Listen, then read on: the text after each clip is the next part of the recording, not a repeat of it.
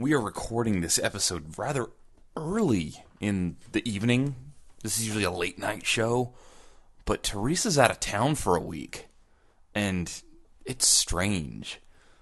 And I don't know what to do with myself. So it's 6:42 p.m.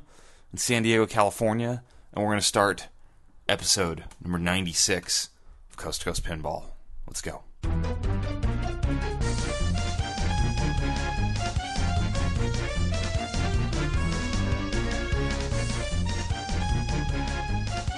Welcome to Coast to Coast Pinball. My name is Nate Shivers. This is a podcast commentary. I am a man out of quarters. How are you?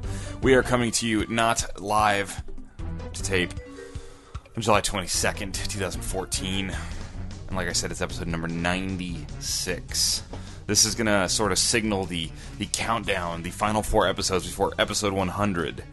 And hopefully episode 100 goes off without a hitch. We're working on it. We're trying. We're trying. It's summertime. I hope you guys are all out playing pinball and seeing the world and playing more pinball and all that good stuff. I was actually really happy putting this episode and actually the next few episodes together because I thought, we can just talk pinball because there's no more new game announcements. I don't have to talk about any new projects, anything new happening, and that's great. But Nate, there is a new pinball machine being announced. I'm sorry, what? There is a new game? Yes, you fool, they're bringing to life Time Shock. It will be a game based on the video game pinball simulation, Time Shock. Where have you been?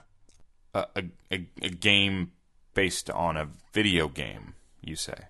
Yes, quit playing dumb, Nate. I know you saw the announcement about the announcement coming, and then they announced that they're going to be announcing more stuff soon. Ugh, here we go. But it's good for the hobby. I'm just kidding. Yes, another new pinball machine by a new company has been announced. Another one. Has anybody been following this? Because it's on the Pinside forums right now. Forum static. Alright, so this one took me a little by surprise. And I got to admit that the first couple people that told me about this game were probably more excited about this announcement than any other recent small build, boutique, startup, whatever you want to call it, company's announcement in recent memory. I am talking about the game Time Shock, which was originally a PC pinball simulation game by Pro Pinball. I think it was originally released in like 1997, and it is now being brought to the physical world, to real life, by Silver Castle Pinball. Silver Castle Pinball. I don't think that we know these folks at Silver Castle Pinball, but that's okay. I have an open mind. I'm excited to hear it. So they announced it in a thread called Time Shock Becoming an Actual Physical Pinball Table. Actually, that's one of the announcements. I think there's multiple threads going on this right now. The actual official announcement, I believe, was proud to announce ... See, not quite as obvious. Should have led with the title there. But that's okay. So Silver Castle Pinball. And Pinside username PinPete. He has posted here. And I'll jump down to the bottom of this thread right now from about a day ago where he actually answered some questions. And he writes, within the next couple of weeks, our game will officially be announced in a featured full-size article on pinballnews.com. Nice place to announce it. Podcasts by certain people you know are also nice places to announce things, but that's okay. I'm kidding. In addition, we have compiled a list of answers to some of the questions we received via Pinside/Facebook and email. He says, we're building Time Shock. Pro Pinball Time Shock is a PC pinball simulation released in 1997 and has since sold millions of copies around the world. Despite its age, it's still seen as one of the most realistic pinball simulators ever made. It's praised for its excellent gameplay and deep rule set. Currently, an HD version of the PC game is in development under the name Time Shock, the Ultra Edition. And then they kind of stub their toe a little bit here, and the next question that they answer is, there are so many new games announced these days, why is this any different? And they answer this, I think, wrong. They say, as far as we know, this will be the first time a physical pinball is based upon a PC pinball simulation. The layout, the rule set have proven itself to be fun, exciting, etc. Not entirely true. I know what they're saying. It might be the first time that a physical pinball is based upon a once released and sold sort of PC pinball simulation, but I don't think we have to look much further than Wrath of Olympus to see another physical game coming to life based off of a PC simulation or a virtual type table that has already happened. So not quite right there. But, apparently they've been at work for over a year, they go on to say, and they have a flipping whitewood available now. I might show photos or a small clip of the flipping whitewood if I were them. I might know the pin side, and the pinball community at large is turning a skeptical eye to all new announcements. Been a lot of announcements. There's some announcing of an announcement to come in this very thread. They say plan to be in production by summer of 2015. No Kickstarter. We will have the option to pay when the machine is fully in production, etc., etc. A million unanswered questions. Who's going to build it? Where are these people? I don't know anything about Silver Castle Pinball. If we go to silvercastlepinball.com, we get their little video, and it's a quick little 41-second video on the wait is over. And I have to admit, I'm kind of dumb to time shock. I wasn't aware of this, and I've never been one to really embrace and put a lot of time into virtual or digital pinball. I really do try. I have a lot of tables on my iPad on the Farsight platform, but it's just not really that exciting to me. Silver Castle Pinball, I don't even know where they're located. I'm trying to find this out. It's not on their website anywhere. On the Facebook page that they link to, it doesn't seem to say there either.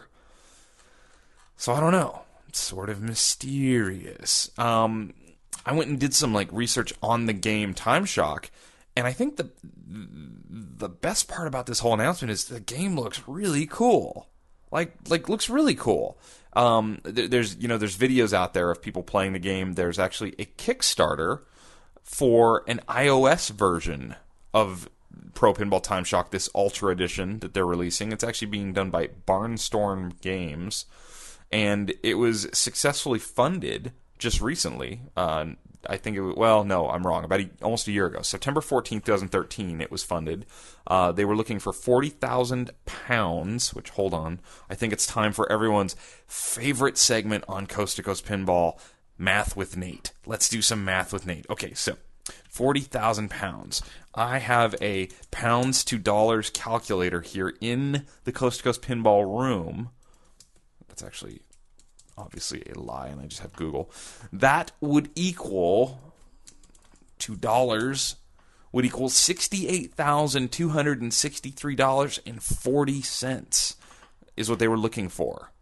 That's what they wanted so that they could redesign Time Shock for iOS, this old PC game. Do you think they got £40,000 or $68,000 for this 1997 game?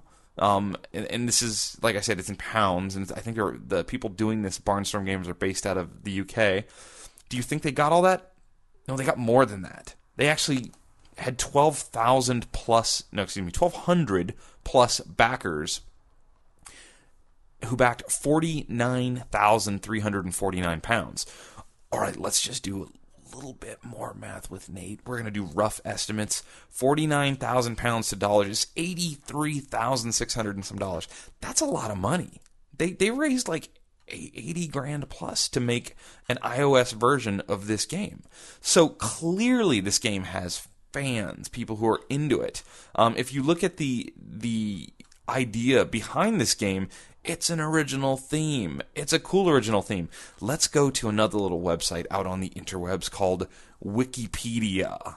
It's a big website. All right, so Time Shock. And by the way, every time I say Time Shock, know that there is an exclamation point on the end of the word Time Shock. So really, it's not Time Shock, it's Time Shock. You know what I'm saying? All right, we're going to get that out of the way right here so I don't have to do that like 15 more times. Time Shock is a 1997 pinball computer game developed by Cunning Development and published by Empire Interactive. I don't know anything about any of that. It is the second game in the Pro Pinball series. This is actually one of 4 games that this company released. and it is themed around the concept of time travel. Theme and objectives. The inclusion of a time machine fixture on the table facilitates the game's time travel theme. At any one time, the player is in one of a handful of time zones, the main ones being the present day, the distant future, ancient Rome, and the prehistoric age. Like, this all sounds really cool. Although the basic method of playing is persistent across the time zones, the details of particular wards and objectives are themed towards the current time that one's playing in. For example, you might be awarded a ray gun in the future, while in present day you might be awarded a magnet. This provides variety and helps facilitate a wider set of goals. That's brilliant. That's actually very, very cool. One of the main gameplay features that kind of gets called out on this, and they actually in their little video mention some of it, there's Magno save. And no, I'm not missaying that, because there's the old Williams thing of Magna save, the Steve Ritchie idea that was later used by John Papaduke on some games. This is Magno save, an electromagnet placed just to the left of the right drain, activated by hitting a particular button. If used correctly, it obviously draws the ball out of the drain. They also have a escape hatch on the left drain side where you can nudge the ball out the escape hatch and back into play by the flipper. Very cool. Sort of old school, sort of like older, some classics games have this kind of hatch one-way entrance back to the flipper if it hits right. So it's kind of cool looking. I mean, I have to admit, watching the video didn't show me a lot, but actually, seeing the playfield, it's a fan layout. The lighting that they've got on their little video versions are very cool. There's the ancient Roman heads off in the background, it looks like, and then in the middle there's this. They have a word for it, and I honestly do not recall what the word for this purple. It's purple. It's green, like a sapphire crystal thing that's in the back that I believe is the time machine. I think maybe I don't know, but it looks really cool. If you want to check out the details, you can find this pinside thread. Also check out friend of the show Steve Bowden's website, funwithbonus.com. I believe if I go to funwithbonus.com right now, the lead story is still the Time Shock rebuild. Yes, it is right there. Pro Pinball Time Shock to be made real. So there you go. Very, very cool. I want to know more. If anybody from this group hears this podcast and would like to tell me more, I'm all ears. So looking forward to yet another game becoming reality in the future.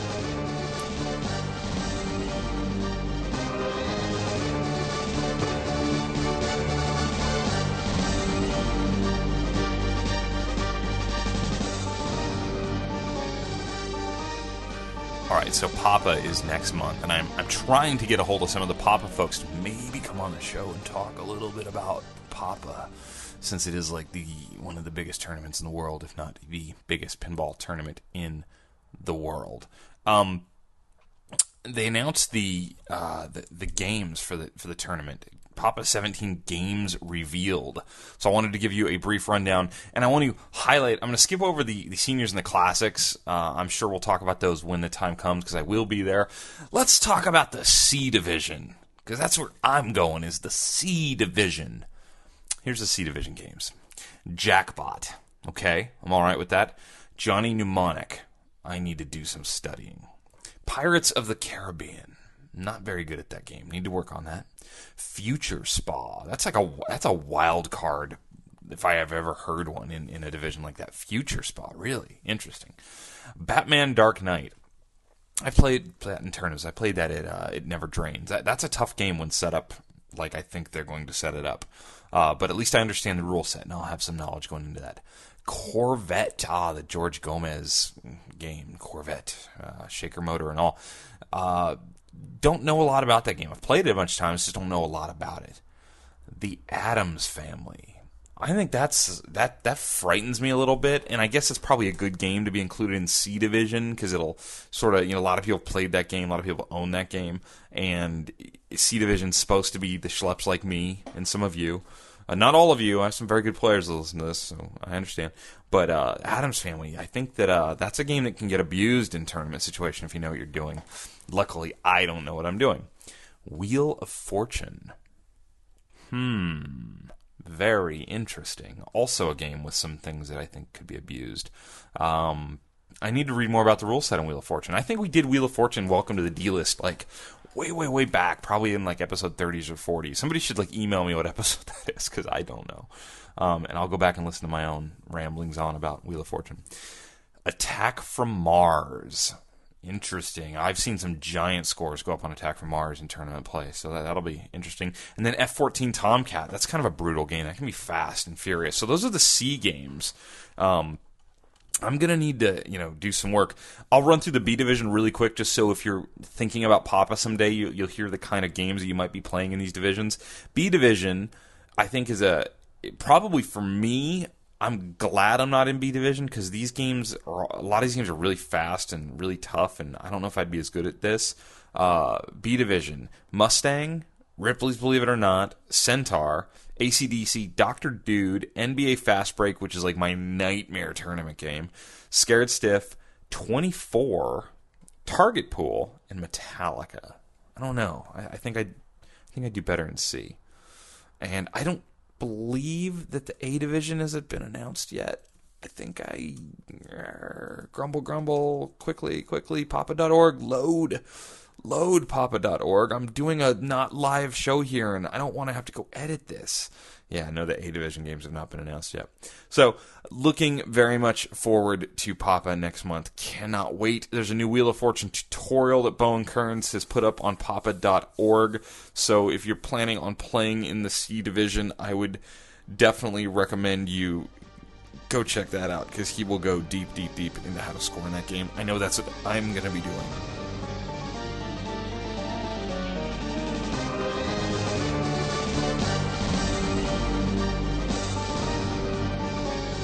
Alright, so this is episode number 96 of Coast to Coast Pinball. Can you even believe it? 96? Interesting. Alright, well, for episode 96, and 97, and 98, and 99, I was asked if I would do, and the year was, for those. But honestly, that would take up the entire episode and take too long. I can't do that right now, and I don't want to use up 4 years, because there may be a day where all of these startup pinball companies fall flat on their face, and Stern drops down to 1 game a year, and things are really slow in this hobby, and I'm going to need something to talk about. So I'm going to want to go back and do those years. But what I am going to do, since it's episodes 96, 97, 98, 99, the lead up to episode 100, we're going to do highlights and lowlights of all 4 of those years. Got it? Highlights and lowlights. You remember we have a segment called that. Highlights and lowlights. See, I prove it with voiceover Teresa. Thank you, voiceover Teresa. All right, 1996. Sort of an interesting year, because we had some lasts, so to speak. We had some things that spelled the end, if you will.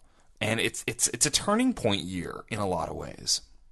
It's funny, because the next year, 1997, is really the first year in the history of modern pinball that less than 10 games, less than double-digit numbers of games, were released by major companies. So 96 is the last year that we had more than 10 games released out into the world. If you look at 1996, you see Capcom going away. You see also, which I don't even know if I realize this is also the end of Gottlieb. This is the end of, Gottlieb Premier. This is when we saw this attempt by a couple different companies to do something smaller. It's an interesting year. So to me, the highlights, if we look at 1996, some all-time great games. Let's start with the highlights here. This is the year we got to see Tales of the Arabian Nights hit. And Tales of the Arabian Nights is one of my favorite games. It's a game that is in that weird era of pinball where Williams, especially, mostly, was building some of the greatest designed and thought out and most beautiful games and some of the most attractive packages of a pinball machine ever in pinball came from this era. but pinball was declining. It wasn't as popular. It wasn't working on location like it used to. We didn't have this built-up, home collector thing that we do nowadays, 18, 19, 20 years later. We were still, this hobby was based in arcades and in movie theaters and out in the malls, places like that. So a game like Tales of the Arabian Nights comes out. Man, if that had been 1993, they'd have made 10,000 of these games. But they only made 3,128 units of Tales of the Arabian Nights. Fantastic game. You had cool little innovation things. You had like the circle of metal spikes that can rise up from the play field. You had the genie lamp, which was just awesome. You had a very cool DMD set of animations. You had just one of the best art packages of all time on Tales of the Arabian Nights. Is the rule set slightly cut off a little bit? I think so. I think it could have gone a lot deeper. But maybe it still will someday. I'm thinking of you, P-Rockin' Fast. So it could happen. I think Tales of the Arabian Nights is sort of one of those that's wide open for that. John Papaduke himself told me back at the Seattle show that he felt this game was taken off the line at Williams too early. Like, it was actually pulled early. They could have still made more. He said it was earning really well, but it got yanked off. If you look at the game released by the Bally Williams Midway Company after Tales of the Arabian Nights, it's Scared Stiff. It's the second Elvira game. It's the second Dennis Nordman designed Elvira game. Also, I think a fantastic game. I love Scared Stiff. It's fun. It might be a little easy to some of the best players out there. I hear that criticism quite a bit. But again, as far as total package goes of putting together a machine that encompasses just the pure fun and joy of playing pinball, having a theme that's interactive and cool, and do the callouts get slightly redundant with the quirky jokes of Elvira? Yeah, maybe a little bit. But man, I'm telling you, when you first play that game and you hit that crate shot, it's so cool. It's just so cool. The ramps feel good. The spinning spider thing up in the back box is innovative. It's Elvira, for crying out loud. It's another one of those that they were just knocking them out of the park as far as game design, ability to integrate a theme well into the whole game, have a great DMD package to look at, have an art package that was awesome. Greg Freres was just killing it right then. Fun games, and yet again, only 4,000 of these were made. This to me, again, a couple years early, it's double that. Easy. Look at what these games sell for now. Look at what Tales of the Arabian Nights and Scared Stiff sell for. Scared Stiff, you're not touching in good shape for under $5,000. It's a $5,000 game. Period. End of story right now. Tales of the Arabian Nights, maybe more. Maybe it's a $6,000 game. I've seen him go for $665. I've seen him go for $9,000. I think those prices might have softened a little bit recently, but both these games, when we look back over the course of time, I think these are just bellwether games as far as DMD modern pinball goes. If you go to the top 100 list, Pinball Top 100, it's shifted around over the last year or so. Tales of the Arabian Nights is number 11. Scared Stiff is number 13. Those both came out of 1996. So what else? What else is a highlight? Well, I think you have to kind of talk about the last of the Gottliebs. It's a highlight and a lowlight. It's a highlight because it's barbed wire and it's got Pamela Anderson on it, right? Right? You hear me? It's also a lowlight because it's barbed wire and it's got Pamela Anderson on it, right? Not a fantastic game by any means. It gets okay ratings. It doesn't get completely slaughtered. They only built 1,000 of them, but it's the end. It's when Gottlieb was shut down. Trivia question for those of you who don't read a bunch about pinball all the time. Do you know what the next Gottlieb premiere game was going to be after barbed wire? Do you know? I was astounded the first time I heard this. It was going to be Brooks and Dunn. Brooks and Dunn. The country music act Brooks and Dunn. Yikes. Apparently there are possibly prototype machines, possibly just Whitewoods. I think there's a photo out there on IPDB of a playfield that have Brooks and Dunn, or Dunn and Brooks. I'm not sure what order they're on there. One of them playing a guitar, one of them singing into his microphone, pointing to the sky, and I don't know. Not my scene for a theme at all. So if Barbed Wire hadn't killed Gottlieb, and obviously Barbed Wire didn't kill Gottlieb, Brooks and Dunn may have. So that's a highlight or a low light depending on where you're standing. So speaking of the end of things, 1996 also saw the possibly too soon end of the Capcom pinball project. Capcom started making pinball machines. We saw the first one in 95 was Pinball Magic, which a lot of people still love that game. Low production numbers on all the Capcom games. They weren't selling tons and tons of games. I don't think anything out over, nothing broke 1,500 units. And in fact, I believe the highest number of production was the first game that Capcom released in 96, a game I've never seen in person, never played. Pretty rare game. It's called Airborne. And Airborne came out in the first quarter of 96. It is, tons of wireform ramps. Capcom took on the idea of, instead of building things cheap and quickly, they were going to really make these like tank games. They were going to use quality parts and really do it right. And Airborne looks really cool. It's a game I'd like to play. I've heard the music's not great. I don't know. It's sort of a mystery to me. Never seen one, so would be very cool. But it's all about like the Blue Angels and the air fighter jets, Blue Angels. So kind of cool, interesting. So in 96, we saw Airborne come out. We saw Break Shot come out, a game I have played and does not, to me, live up to what Capcom was doing there. Break Shot is pretty rough, actually. Not a game I would recommend to a lot of people. Sort of retro feeling in a way, pretty simple. Single level type deal. It's okay. It's a pool theme, so they were kind of going kind of retro on that one. And what's a shame is in 96 we had two games teed up and ready to go. Of course, Big Bang Bar. They made 14 of them. That's a shame. It's a great game. That could be up there with the Tales of the Arabian Nights, with the Medieval Madnesses, with those games. That could be up there. Instead, it's this weird anomaly where they built 14 of them, and then Gene Cunningham's the only pinball built 100 and whatever of them, and they're selling for stupid money now, and maybe they'll get remade. Who knows?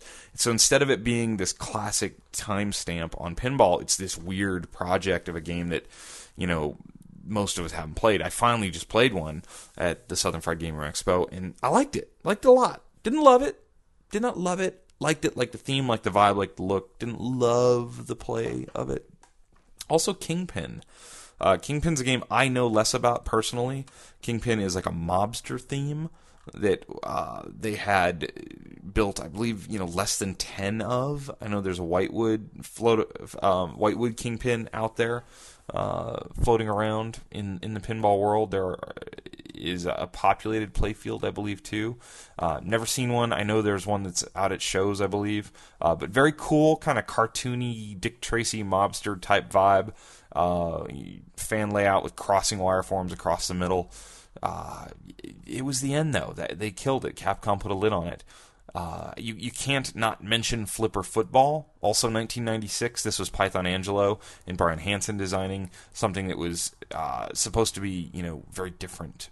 And it was supposed to be a soccer game that actually it had the play field. So you're playing more of a soccer type game with this kind of symmetrical layout, with the DMD actually underneath the back glass for the first time ever.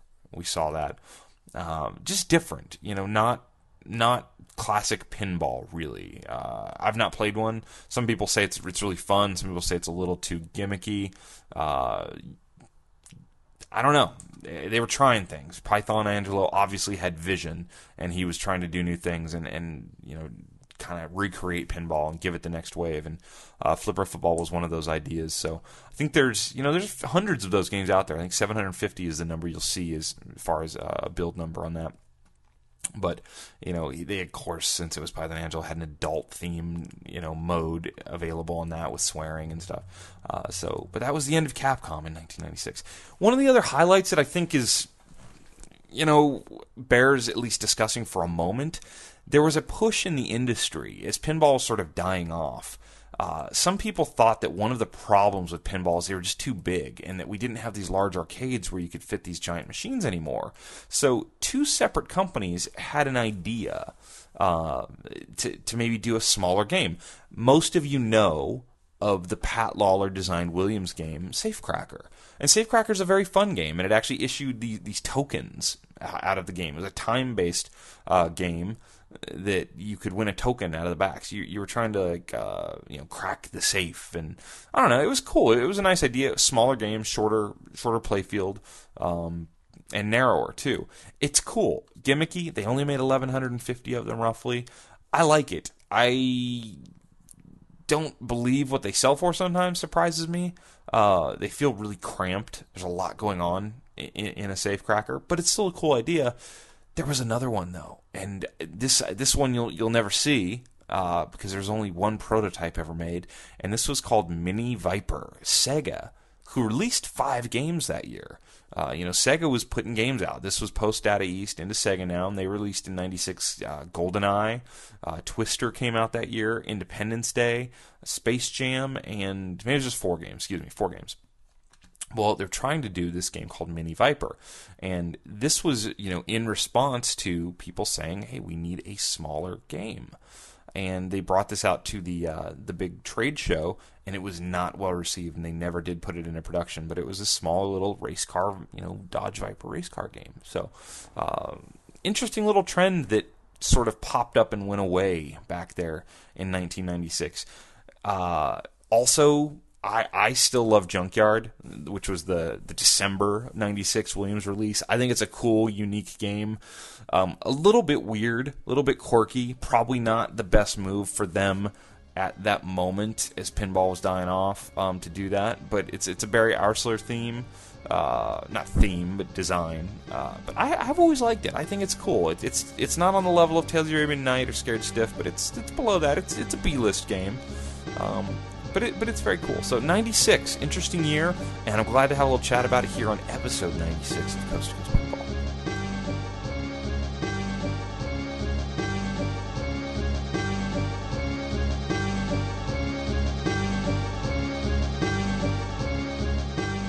Check the email.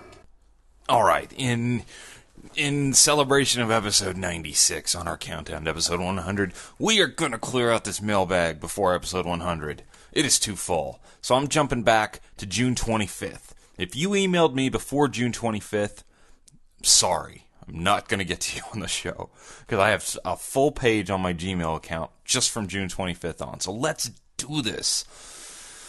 Joe Zenkis, pinball podcast contributor extraordinaire, and very nice guy who I did meet in person.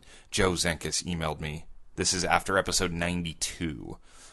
Great coverage of the Southern Fried Game Room Expo, by the way. Just a correction on your last show. You called an 8-ball deluxe with the crazy slanted alphanumeric display back box. It was numeric, not alphanumeric. Alphanumeric didn't start till 1985 with Gottlieb Bounty Hunter. Later with Williams High Speed. You are correct, Joe. My bad. I was wrong. Thank you, Joe. All right. Here we go. Lacey emailed me. Lacey, hey Nate, hope you're doing well. Atlanta sounded like it was a great time. I just finally got to catch up on episode 92, and I am so excited. The Pinball Circus is at the very top of my list for games I've never played and want to. As someone who traveled with the circus for 4 years, it's a must. You traveled with the circus, you say? I actually know that. I've met Lacey in person. We met in Brookfield at the Midwest Gaming Classic, and she told me she'd been in the circus. I'm definitely going to start saving my money now if it's coming back. As far as people buying it right away goes, I think you're seriously underestimating the theme's power on this. There are so many serious circus collectors out there, I think, that would want this in their collections. Keep up the good work. Almost 100 episodes, and I'm still not tired of your voice. Thanks. Lacey, that's awfully sweet. I myself am tired of my voice, and that's okay. I appreciate the email. All right. Steve Bowden from Fun with Bonus emailed me, "Hey Nate, have you heard the news?" I suppose you have by the time you've read this. You know, I'm glad that I got to this email because I have not mentioned this yet, and Steve has pointed this out to me. Steve is either a part of or helping promote what is called Replay FX. It's the Replay Festival Extravaganza in Pittsburgh, Pennsylvania. It's an expo of sorts. It's an extravaganza of sorts. It is going to be next summer, 1 year ago from next 1 year ago, 1 year from next week. And if you go to Replay FX, the letters F and X.org, you will see that. Welcome to the greatest arcade in the universe. Gamers behind the Replay Foundation and Papa are taking over the David L. Lawrence Convention Center and filling it with more than 700 full-sized arcade and pinball machines, over 1,000 console titles. I'm just wondering if they realize by doing that there will be console gamers there. I'm just kidding. I joke. Tabletop games, which I still don't understand. A showcase of new products by game developers, roaming magicians, live musicians, face painters, entertainers, competitive tournaments offering over $100,000 in prizes, and more. The Replay Festival Extravaganza will feature the largest public collection of full-size pinball, arcade, tabletop, and console games anywhere in, get this folks, not Pennsylvania, not the largest in the United States, not the largest in North America, not the largest on Earth, but the largest in the solar system, so they claim. Don't know how they know that for sure. I've heard there's quite the scene on, like, the third moon of Saturn. I don't know that Saturn has 3 moons, I'm guessing. The majority of these games are maintained year-round by the Replay Foundation at our dedicated gaming facility. Gamers will be invited to attend a series of speaker panels dedicated to all aspects of arcade and gaming culture, or to browse merchandise in the event's extensive marketplace. If that still isn't enough, be prepared to try your luck at a series of traditional carnival games, or inside one of several oversized inflatable obstacle courses? Wait a minute, hold on, time out, pause the segment. Are you telling me I can do pinball and inflatable obstacle courses all in the same weekend? I'm in. That's my birthday. July 31st is my birthday. And there will be pinball and inflatable obstacle courses on my birthday in 2015.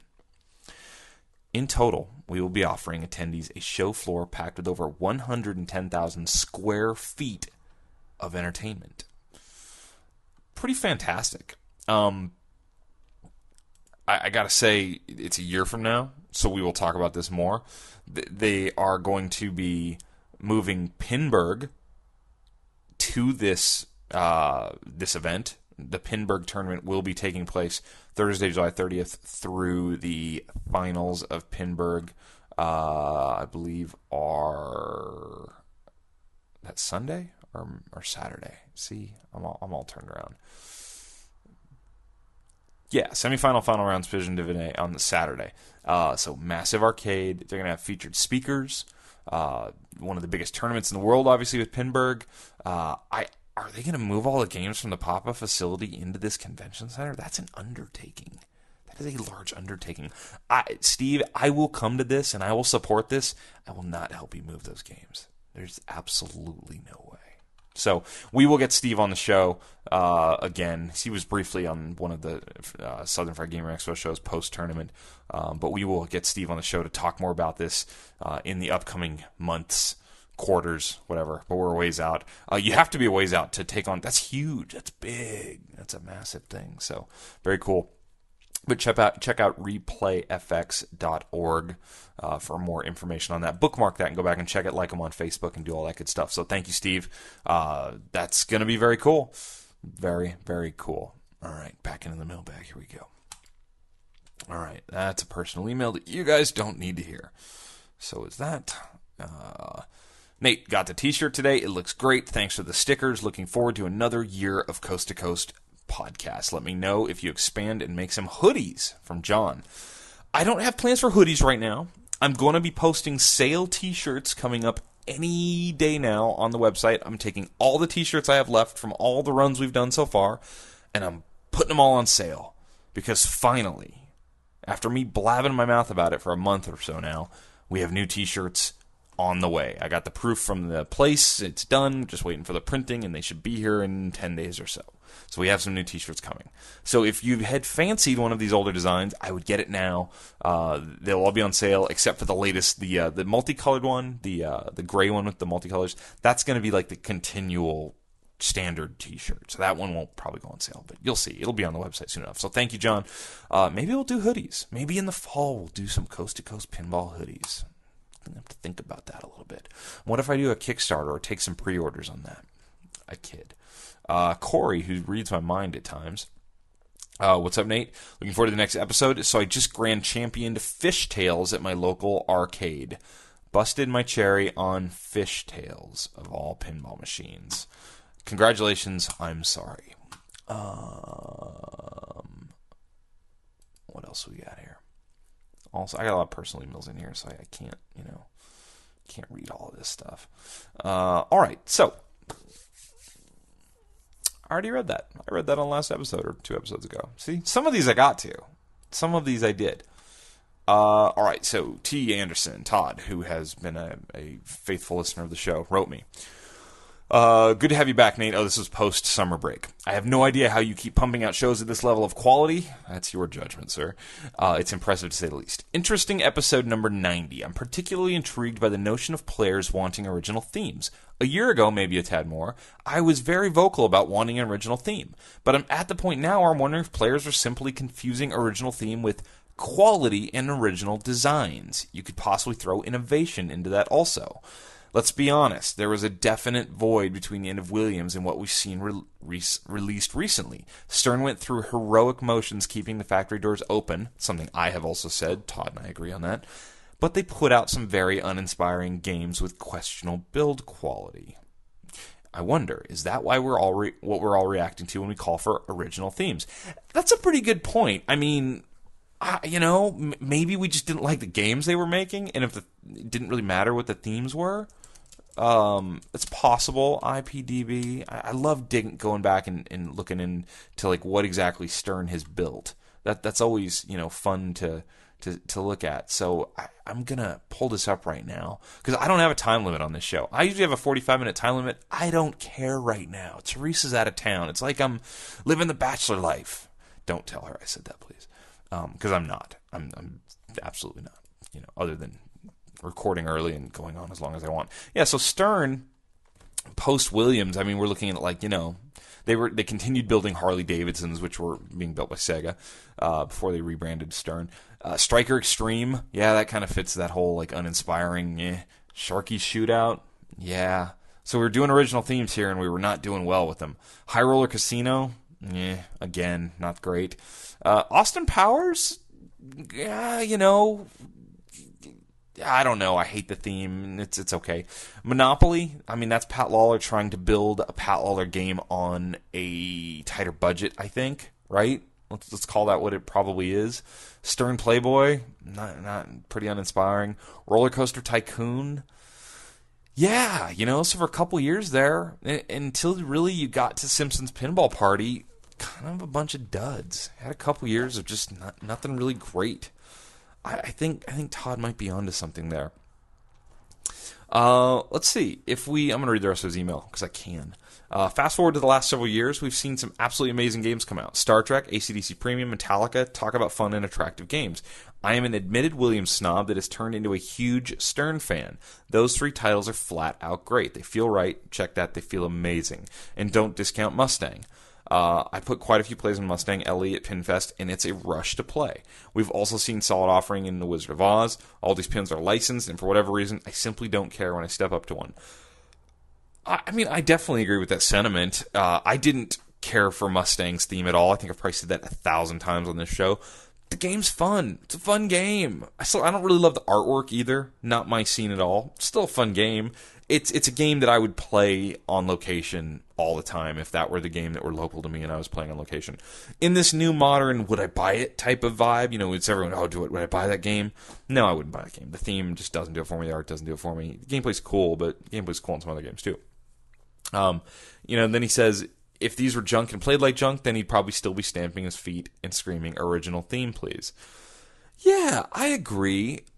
I guess when it comes to the original theme and design and all that, I look at something like America's Most Haunted or Wrath of Olympus or, I don't know, Captain Nemo, which we've not talked about on the show very much, but we will in a future episode, which is sort of an original theme. Not really an original theme, kind of. I think there's this magic you can hit that was hit with Attack from Mars, that was hit with Medieval Madness, where you're using an original theme and you have a great game. And it just becomes this sort of its own living, breathing thing. Star Trek is a great game. It's a fantastic game. It's still Star Trek, though. It's always going to be Star Trek to me. It's always going to be sort of attached to that movie. It's really fun. I would buy that game if I found one locally and could get a little deal on a Star Trek Pro. I would buy that game. It's still not going to be special to me. A licensed theme can be special. Twilight Zone, very special to me. I love that theme. I love it. Metallica is more like that to me. I grew up with Metallica, so Metallica is a theme that is kind of special to me, and it's a great game, and I would like to own it. So, yeah, you gotta have a great game.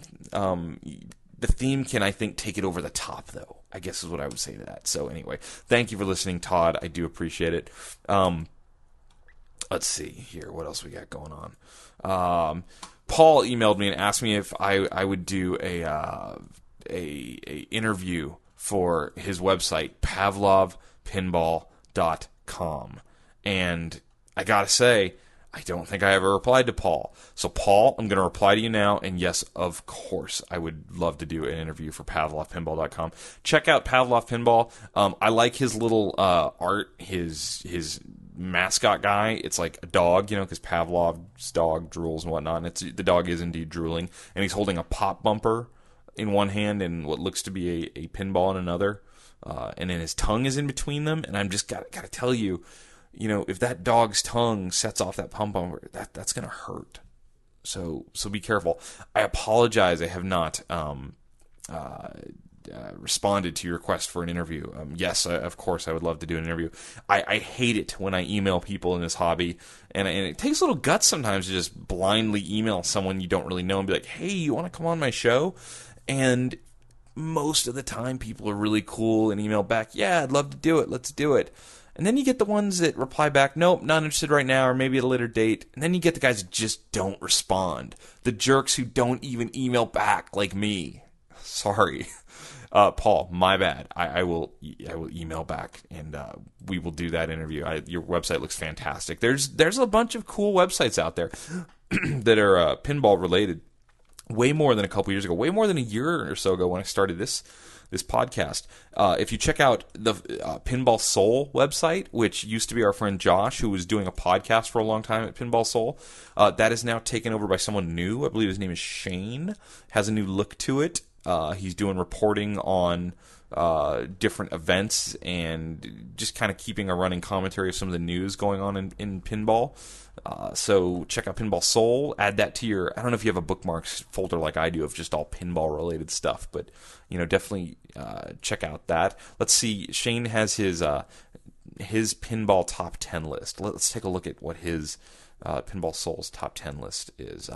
Number 10, Playboy, the Bally version. Interesting. My friend Zach, who I'd love to have on the show sometime, that's one of his favorite games. Number 9, Fishtails. Okay, you've lost me, Shane. I no longer respect you or your ideas. I'm just kidding. Number 8, Red and Ted's Roadshow. Another interesting one. Number 7, Star Wars Trilogy, the Sega game. I like that game. That's fun. Number 6, Funhouse. So we get that Shane here likes big, creepy talking heads on his games. Number 5, Tales from the Crypt. Oh, how you've won me back over. I love my Tales from the Crypt. It is so fun. Number 4, World Cup Soccer. Love that game. It's one of my favorites. Number 3, Diner. Diner, not a game I care for really at all. Number 2, Creature from the Black Lagoon, a game I have a total love-hate relationship. And Pinball Souls, number 1 on his My Pinball Top 10 list is Scared Stiff, which we spoke about earlier. So very timely there, off-the-cuff reading of that. Let's see. I've read that on the show. You know what? That's it. That's it for now. We have more emails. We'll get to them.